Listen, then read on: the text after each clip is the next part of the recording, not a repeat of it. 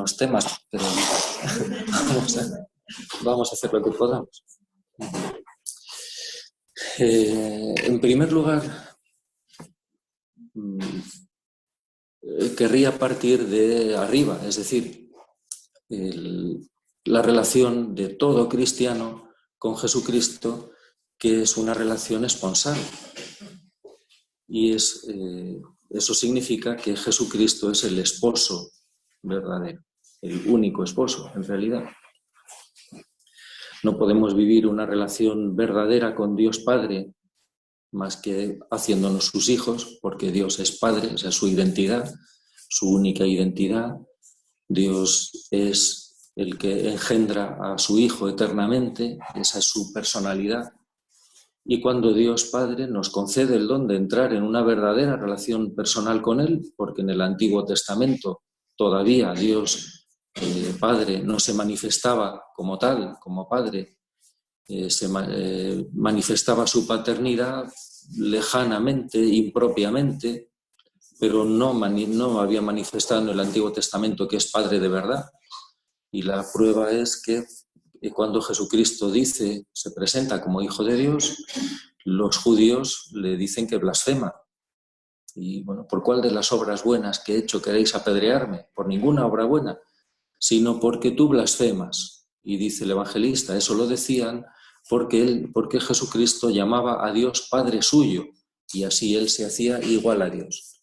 Dios todavía en el Antiguo Testamento no se había revelado como Padre de verdad, porque Padre es, como decimos en el credo, engendrar. Decimos, creo en un solo Señor Jesucristo, Hijo único de Dios, engendrado, no creado. En el Antiguo Testamento Dios se revelaba como el creador del mundo, el creador del universo, y Dios se revelaba como, en cierto sentido, Padre de Israel, del pueblo de Israel.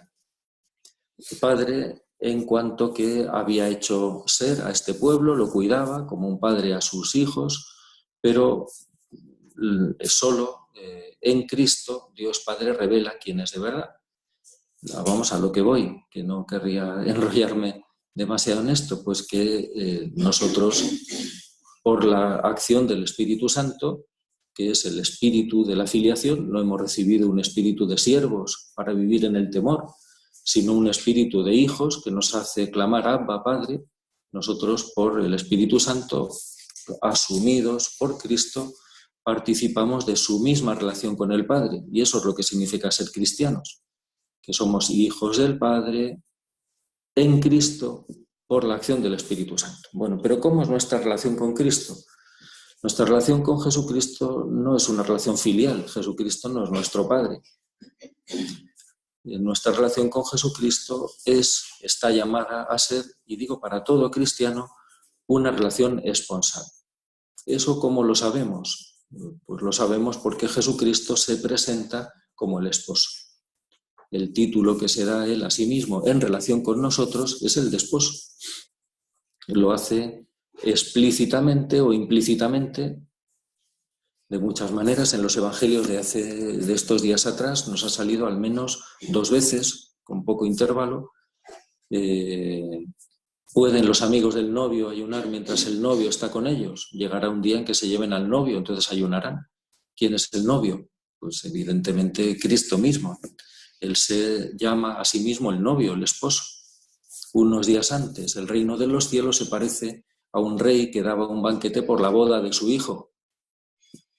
Eso fue antes.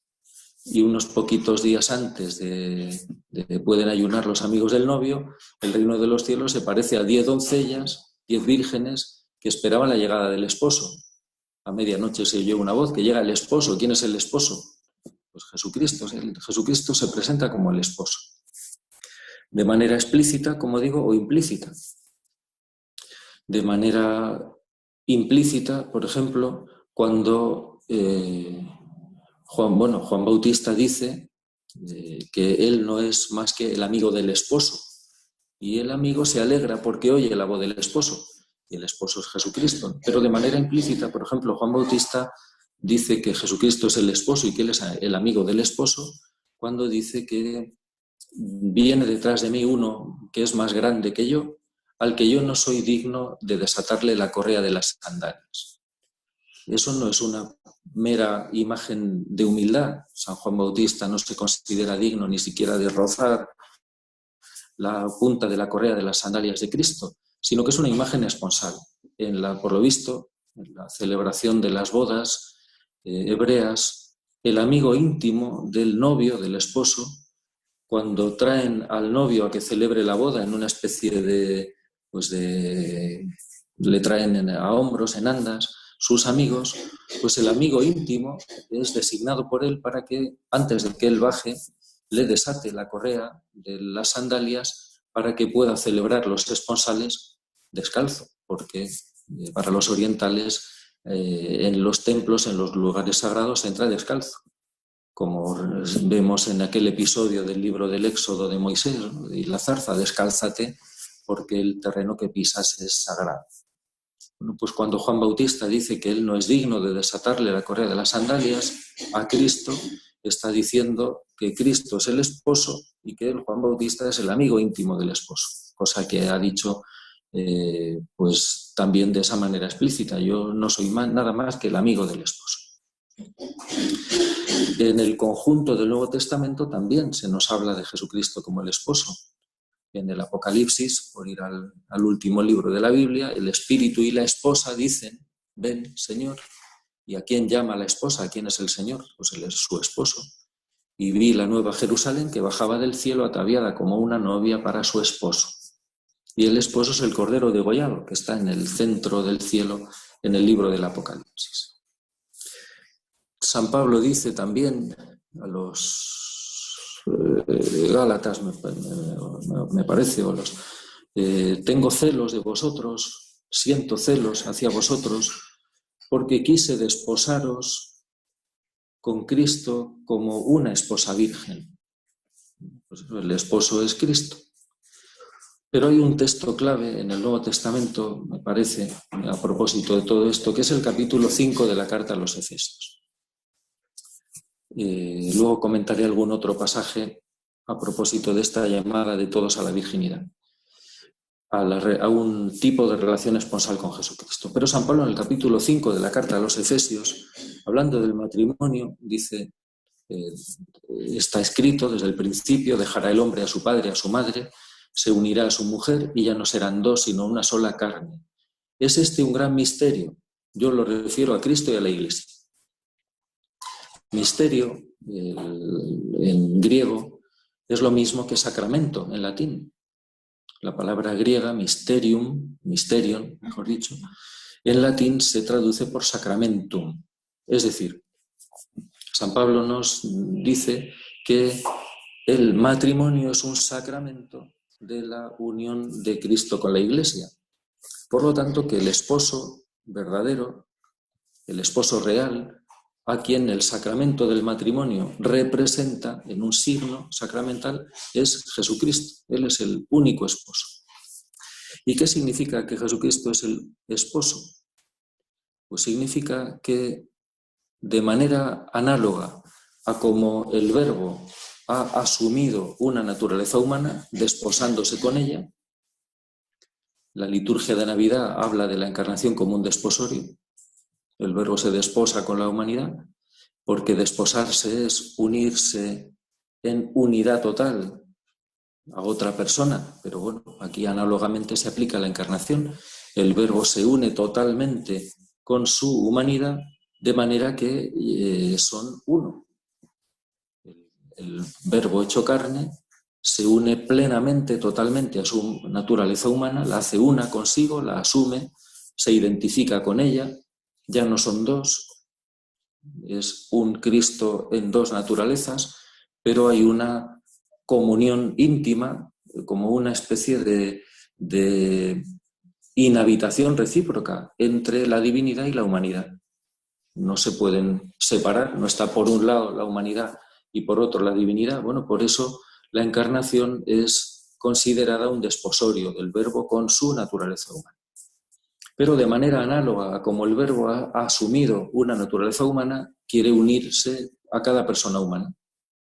Quiere unirnos con Él, haciéndonos uno con Él, compartiendo todo, lo que Él es con nosotros, pero la salvedad es que aquí se trata de una relación personal, por lo tanto de una relación amorosa. Y aquí sí se trata propiamente de un desposorio. Lo que en la encarnación es una analogía, en nuestra relación con Jesucristo sí es la realidad. El Verbo nos ofrece asumirnos, unirnos totalmente con Él, no ser ya dos, sino uno, y no solamente una sola carne, sino un solo espíritu. Dice San Pablo, el que se une al Señor se hace un solo espíritu con Él, en una intimidad total, en una comunión total, compartiendo totalmente por ambas partes, de manera recíproca, en comunicación, en amor, etcétera, etcétera. Bueno, pues Jesucristo es realmente el esposo. No podemos vivir la verdadera, la plena, la madura, diríamos, relación con Jesucristo si no es en una relación esponsal. Aquí entra un aspecto que es, hemos sido hechos para esto, hemos sido creados para Cristo esposo. Nos dice San Pablo en la carta a los Colosenses que todo, por lo tanto también cada persona humana, hemos sido creados por y para Cristo. Podemos decirlo en esta vía, en esta orientación esponsal. Toda persona humana ha sido creada, existimos, para desposarnos con Jesucristo. No tenemos otro sentido. Y como hemos sido creados para desposarnos con Jesucristo, el amor esponsal está en el centro de nuestra vida. Y en nuestro desarrollo psicoafectivo vamos pasando por ciertas etapas que culminan en la capacidad y ojalá en la experiencia del amor esponsal, porque estamos hechos para eso. Pero estamos hechos para eso, para vivirlo en relación con Jesucristo. Yo lo suelo describir más o menos en estos términos. Bueno, en primer lugar, nacemos como personas de un amor filial, es decir, el primer amor que recibimos, el primer amor del que tenemos experiencia, nuestra primera manera de relacionarnos con las personas es como hijos. Y eso quiere decir que existimos porque hemos sido engendrados, porque hemos recibido la vida gracias a un amor paternal que nos ha querido y nos vamos desarrollando como personas viviendo como hijos, aprendiendo a vivir como hijos, aprendiendo a recibir de nuestros padres, aprendiendo a agradecer, a corresponder, a obedecer, bueno, pues todo lo que es el amor filial, la relación filial. Pero eso no basta, para el desarrollo de las personas no basta con tener padres. Si nos encontramos con una persona ya de una edad, pues de más de 20 años, y le preguntamos que si tiene amigos y nos dice que no, que se pasa el día jugando con su mamá en casa. Pero tú no tienes amigos, ¿no? Ni quiero tenerlos, ¿no? Ni los echo de menos. Hombre, pues diríamos a esta persona le falta algo. En su desarrollo afectivo, en su desarrollo personal, le falta algo. Hombre, habría que hablar también del amor entre hermanos, del amor fraterno. Lo normal es que también nos desarrollemos sanamente en una relación fraterna que nos obliga a compartir nuestros juguetes, a compartir la comida, a heredar la ropa de los hermanos mayores, a no salirnos siempre con la nuestra. Bueno, pues también maduramos afectivamente y crecemos, nos desarrollamos como personas humanas en la experiencia no solo de un amor filial, una relación con nuestros padres, sino también de un amor fraterno. Pero llega un momento en el que ese ámbito familiar, de relación filial y de relación fraterna, tiene que abrirse. Y vamos a esto que les decía. Si una persona ya de una cierta edad nos dijera que no tiene amigos, que se pasa el día en casa sin salir, jugando con su mamá o con sus hermanos, pues el que no ha sentido nunca deseos de salir, de tener amigos, es decir, de experimentar un tipo de relación nueva.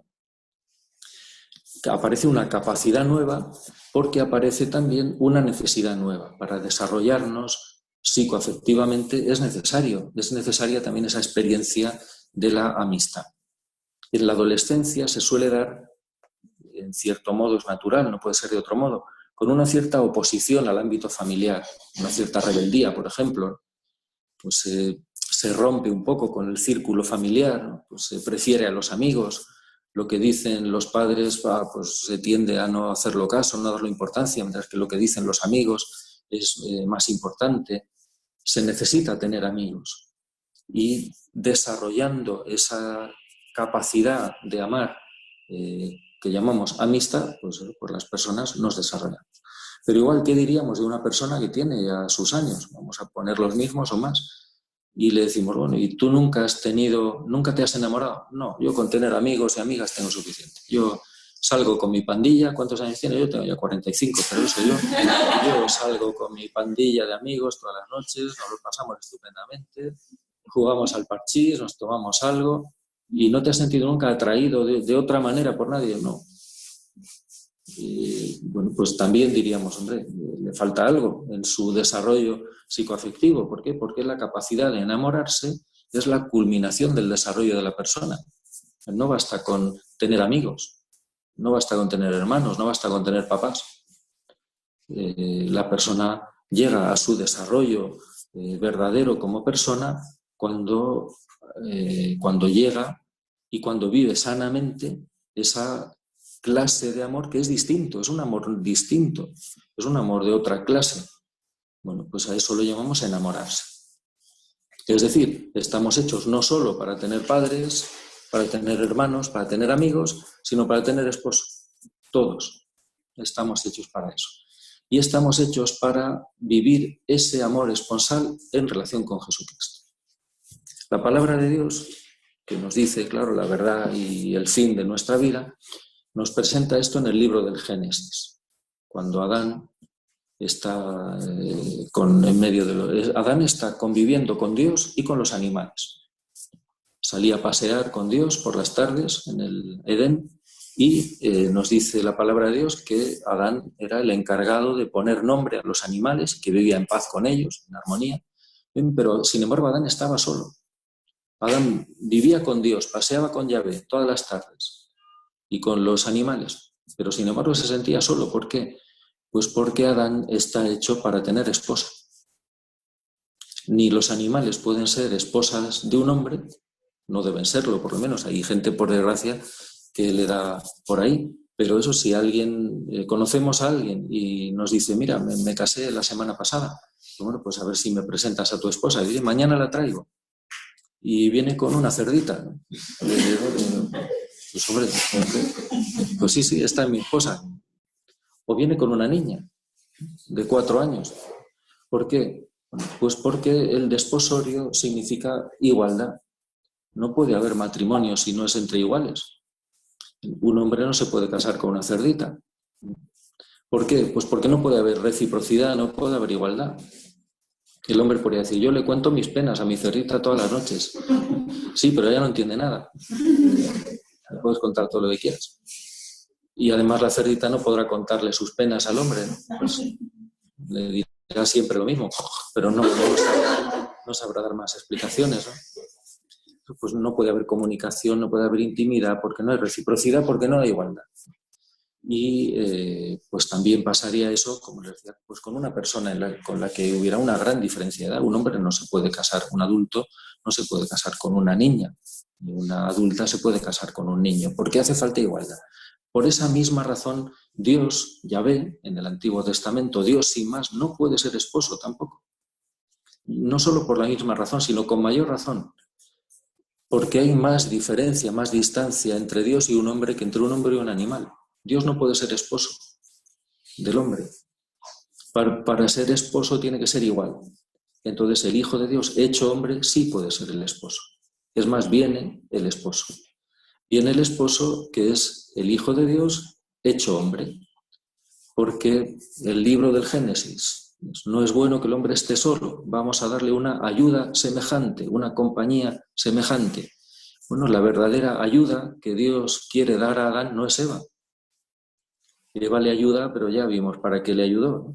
Hombre, gracias a Dios le ayudó también a otras cosas, pero bueno, es decir que la ayuda para pecar, Adán peca porque quiere, claro, aunque luego eche la culpa. La mujer que me diste como compañera, en último término, echa las culpas a Dios, de manera muy sutil. La mujer que me diste como compañera, la culpa es tuya. Si no me lo hubieras dado tú como compañera, pues no habría pecado. Pero la ayuda, quien tiene que ayudar a Adán no es Eva, es Cristo. Por eso el libro del Génesis se entiende al final. No es bueno que el hombre esté solo, que llega el esposo, salid a recibirlo. El espíritu y la esposa dicen, ven Señor. Adán está hecho y Eva también para Cristo esposo. Y ustedes y yo y todos estamos hechos para Cristo esposo. Cristo esposo, o se puede ser esposo porque es hombre.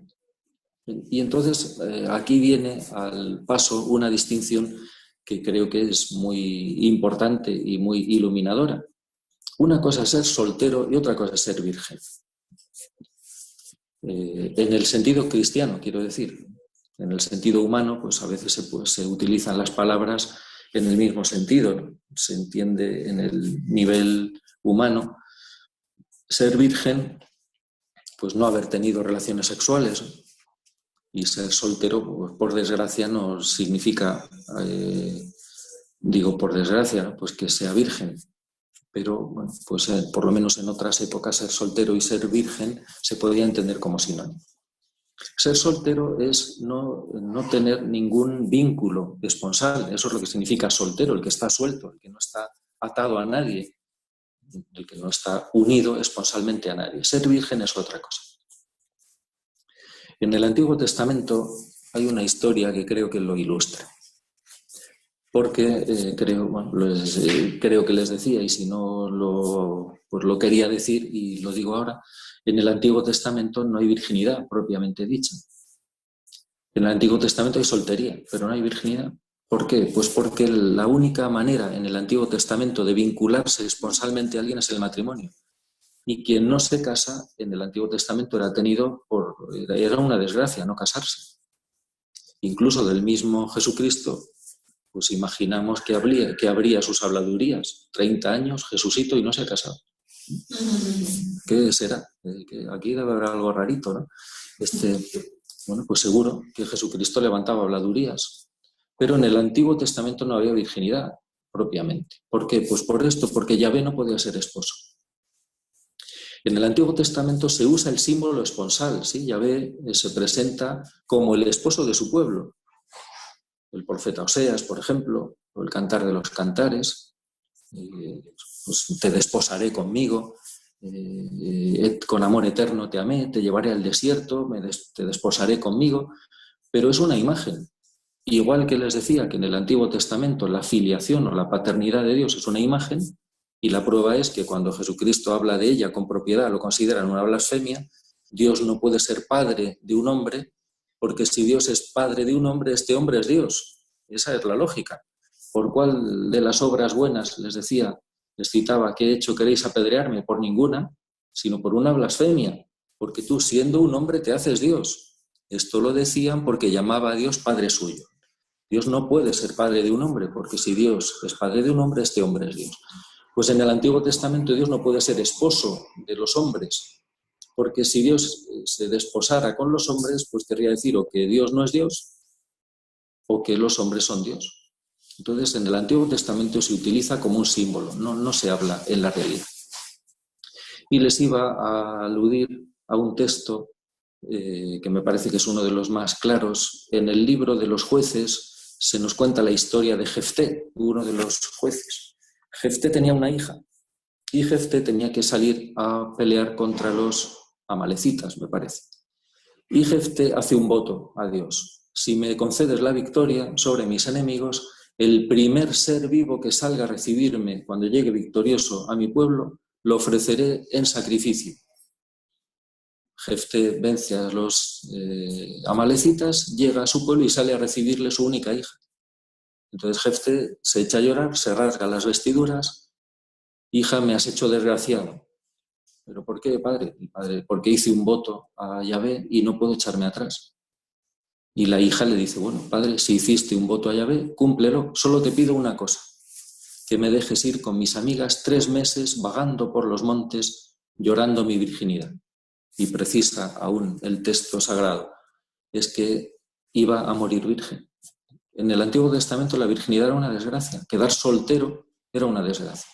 La única manera que una persona humana tenía en el Antiguo Testamento, y eso nos pone en pista de la realidad, la única manera que una persona humana tenía de llegar a su plenitud como persona era desposándose. Quien no se desposaba quedaba incompleto, particularmente la mujer.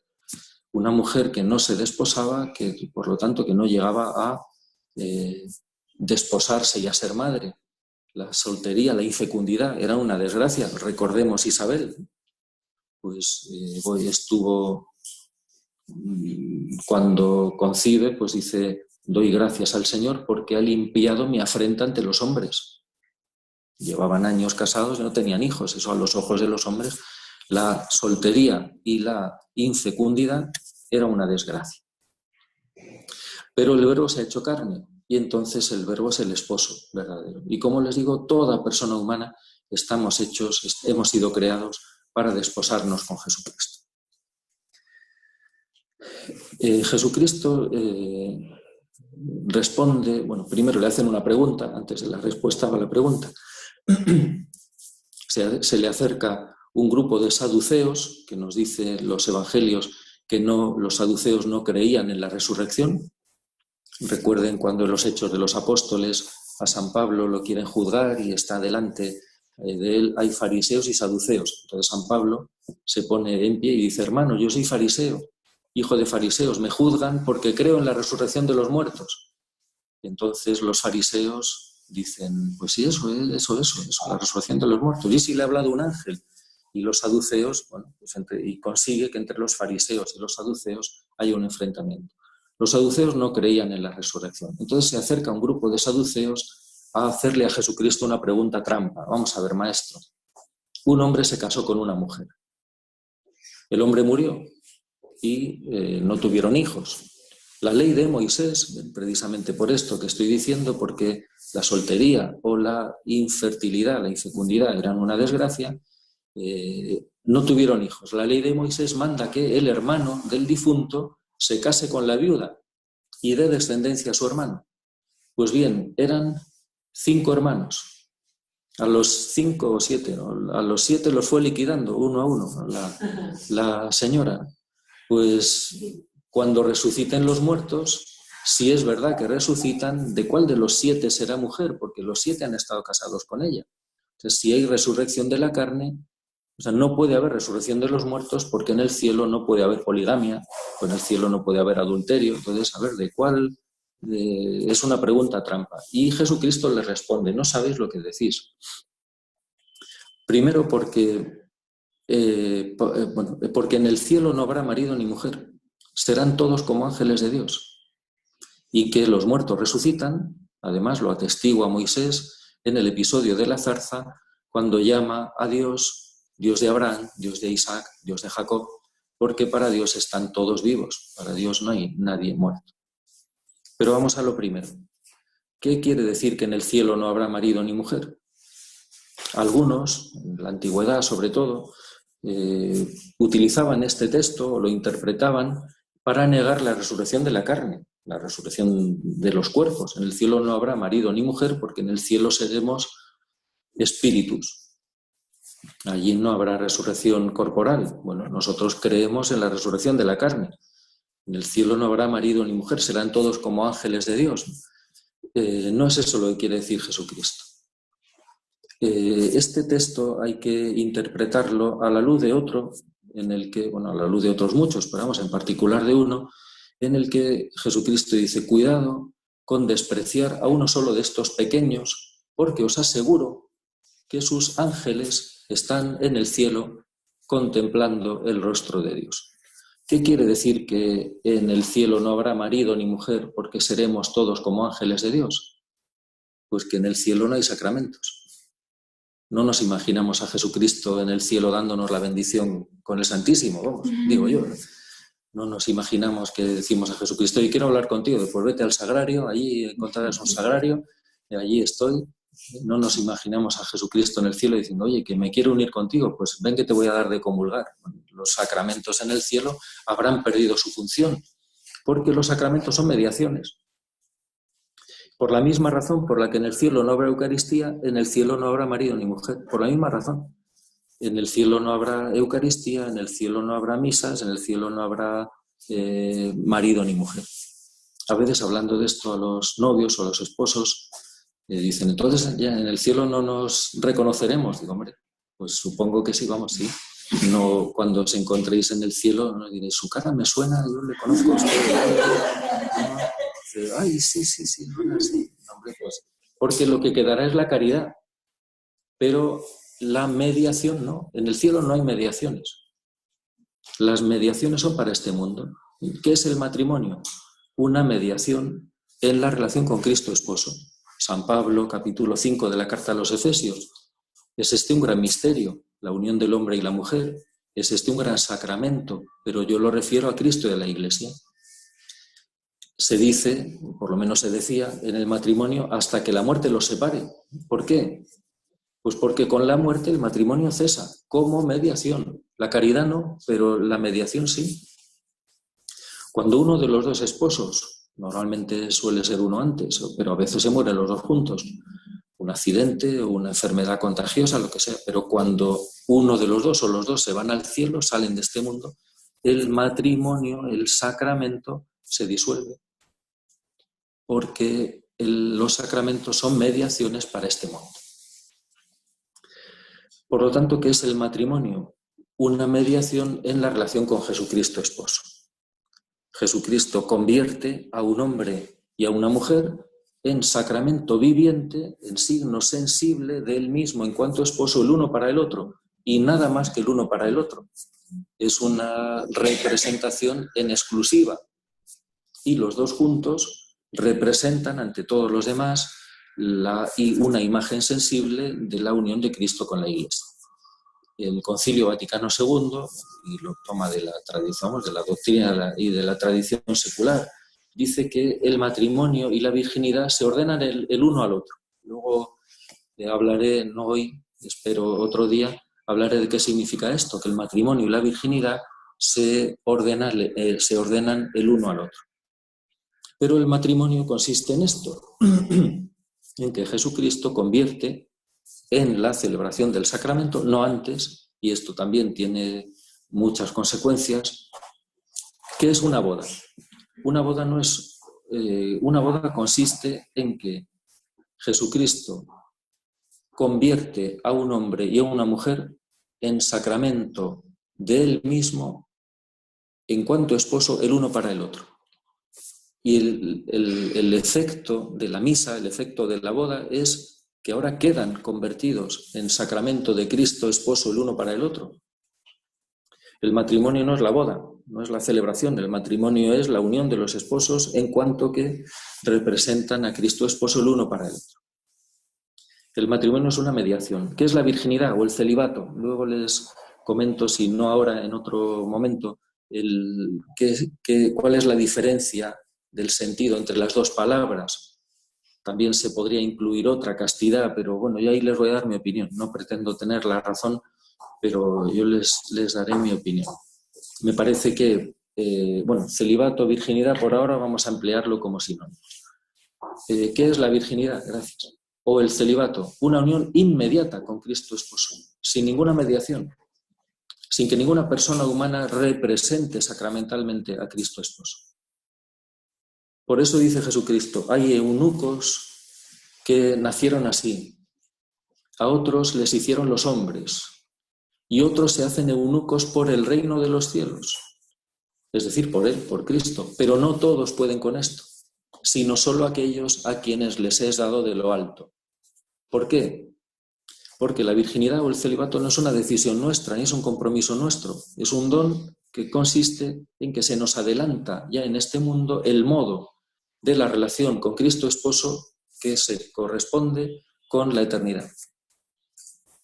Por eso los antiguos hablaban del estado celestial, el estado angélico, no por la castidad en el sentido de la ausencia de actividad sexual, como si la actividad sexual fuera mala. También hablaremos de esto a lo largo de estos días, si Dios quiere, sino por esta unión inmediata con Cristo esposo. Es el modo de unión con Cristo que nos corresponderá a todos en el cielo, porque en el cielo no habrá marido ni mujer, seremos todos como ángeles de Dios. ¿Quiénes pueden vivirlo? Los que son llamados. porque el estado, vamos a decir, normal de la relación con Cristo esposo en este mundo es el matrimonio, porque en este mundo vivimos de las mediaciones, vivimos de los sacramentos.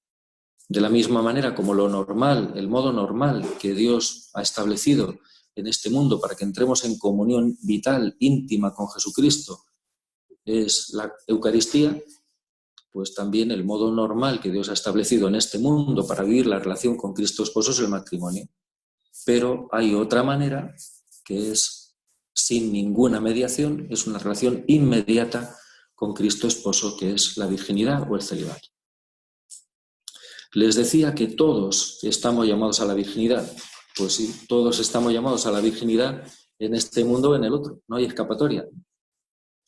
Los que son llamados al matrimonio son llamados a la virginidad, son llamados a la castidad, también la castidad esponsal, no a la castidad en cuanto a ausencia de relaciones sexuales, pero hay una castidad para los novios, hay una virtud de la castidad como virtud moral para los novios, para los casados, para los célibes, para las vírgenes, para los viudos, pero ellos están llamados a que su matrimonio desemboque en la virginidad. Ese es el fin del matrimonio. El fin del matrimonio es la virginidad. El sacramento del matrimonio está hecho como un camino para la virginidad. Sobre todo, de manera clara, en el cielo, pero también en este mundo. ¿En qué sentido?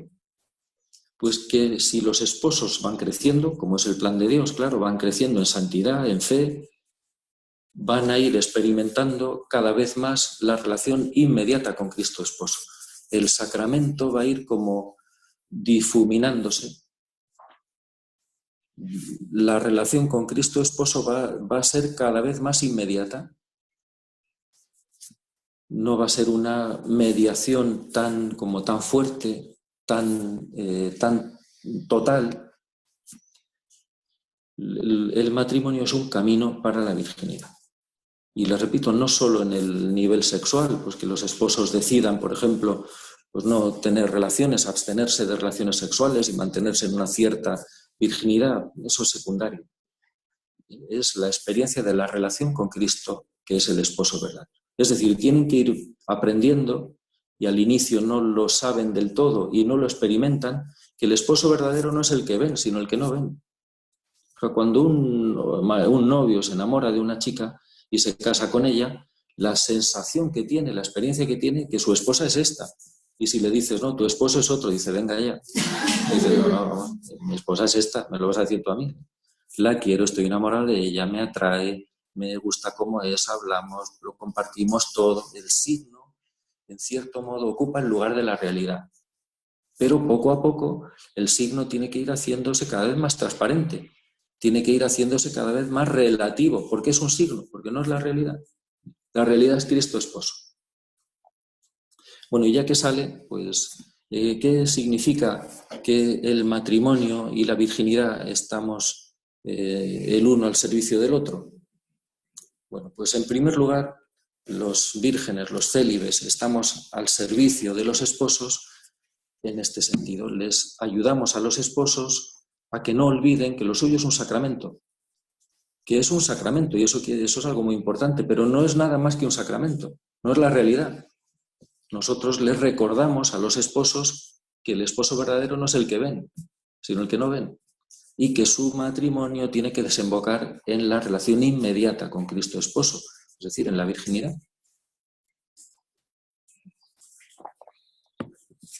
Y los esposos, como signo, como sacramento, nos recuerdan a nosotros y a todos, pero también a nosotros, si tuviéramos la tentación de olvidarlo, que lo nuestro es también una vivencia esponsal, que el centro de nuestra vida no son ni las actividades, ni las obras, ni la comunidad, ni el movimiento, ni la diócesis, ni la parroquia, que el centro de nuestra vida es un amor esponsal, porque estamos hechos para el amor esponsal. Yo hablo de lo que conozco más, claro, que es la vida sacerdotal. Pues es un peligro pensar que la vida sacerdotal tiene en su centro la actividad pastoral. La vida sacerdotal, como la vida de todo cristiano, sea cual sea su vocación, tiene en el centro la relación con las personas divinas, es decir, la relación filial con Dios Padre, la relación esponsal con Jesucristo y la relación, ahí no tenemos analogía humana, porque los símbolos humanos del Espíritu Santo, vamos, los símbolos, los signos del Espíritu Santo, pues no nos dan para una analogía humana, que podríamos decir de una relación con una paloma, ¿no? Pues somos adiestradores de palomas, o somos, no sé cómo se dice eso, o de la relación con unas llamas de fuego, no sé, somos pirómanos, pues no hay una analogía humana para una relación personal con el Espíritu Santo, pero es que no es la analogía, es la realidad. Nos corresponde una relación personal con el Espíritu Santo, una relación de docilidad, de comunión total con Él, de amor a Él, etcétera, etcétera. Bueno, pues ese es el centro de la vida cristiana, sea cual sea su vocación. No son las actividades, es la relación con Dios Padre, con Cristo Esposo, con el Espíritu Santo. Si el sacramento del matrimonio, si el matrimonio es un sacramento de la relación con Cristo Esposo, lo es en todo lo que incluye. Y aquí querría decir algo sobre la sexualidad, algo que nos va a servir también, nos va a dejar la orientación a seguir a lo largo de estos días.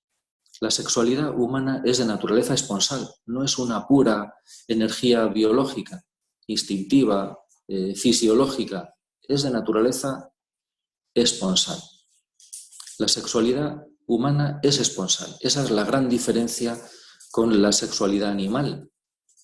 Los animales pues, no se casan, no se desposan. El único sentido en la sexualidad animal es la procreación, la conservación de la especie. Y los animales la ejercitan de manera puramente instintiva. Pues llega la época de celo y el instinto se pone en marcha. En las personas humanas la sexualidad es también, pero no es fundamentalmente un instinto, no es una cuestión fisiológica que hay que controlar y pues que hay que tener bien represada, sino que es de naturaleza esponsal. Por lo tanto, todos estamos llamados a vivir, a tener la experiencia de que vivimos también la energía sexual en relación con Cristo. Y eso lo dice San Pablo, lo afirma San Pablo cuando a los Corintios, en la segunda carta, o en la primera, les dice, el cuerpo es para el Señor y el Señor es para el cuerpo. Para el Señor no es el espíritu. No, yo mis pensamientos, mis deseos. No, para el Señor es también el cuerpo es para el Señor y el Señor es para el cuerpo. El signo de eso es precisamente el matrimonio, porque el signo del matrimonio incluye la entrega física, corporal, sexual de los esposos. Y fíjense que a eso se le llama la consumación del matrimonio. O sea, el matrimonio no es solo la celebración litúrgica. El matrimonio, la celebración, la consumación del matrimonio incluye la entrega corporal, física, total del esposo y de la esposa, porque la sexualidad es esponsal y la sexualidad es sacramental. Y estas dos orientaciones de la sexualidad o estas dos cualidades de la sexualidad humana, es decir, del fin de toda persona humana, que es Cristo, por lo tanto sentido cristiano, pero bueno, es que hemos sido creados así, es muy importante tenerlo en cuenta porque nos iluminan cómo se vive bien también la virtud de la castidad. Ustedes como consagradas, yo como sacerdote, pero también los esposos y cualquiera, porque la sexualidad de todas las personas con realizaciones un poco distintas según las distintas vocaciones, pero es sacramental y esponsal, las dos cosas. Por lo tanto, Jesucristo es el esposo verdadero, el único esposo, estamos hechos para Él. El matrimonio es una unión con Cristo esposo a través de una mediación y por eso es un sacramento. La virginidad no es un sacramento. La profesión religiosa, que es tal vez pues así el momento donde se ve más claro, la profesión religiosa no es un octavo sacramento. Decimos ahí, pues claro, 7 sacramentos. Precisamente la profesión religiosa o los votos, y particularmente el de virginidad, son lo opuesto a un sacramento. Porque los sacramentos son mediaciones, la virginidad es una unión inmediata con Cristo. Pero además de este carácter de unión inmediata con Cristo, la virginidad tiene otros 3 rasgos, que ahora simplemente los saludo y dejo el comentario para después, que no quiero alargarme demasiado. Lo que yo aprendí del sacerdote que me formó, que bueno, también conocen usted el padre José Manuel, ¿no? Fue el que pues el padre José Manuel y otros de los que estamos aquí en Perú, bueno, pues nos formó sacerdote en Toledo en proceso de canonización. Bueno, eso no significa que hayamos heredado su santidad, yo por lo menos. Por desgracia yo al menos no la he heredado. Pero bueno, él nos decía que la virginidad o el celibato es la unión con Cristo esposo que tiene estos 4 rasgos. Es una unión inmediata, exclusiva, total y explícita. Bueno, pues lo que haré a continuación es hablar un poquito de estos 4 rasgos y intentar explicar algo más extensamente alguno de los elementos, vamos a decir, centrales de la virginidad, pero en esta perspectiva. Unión inmediata, exclusiva, total y explícita con Cristo esposo.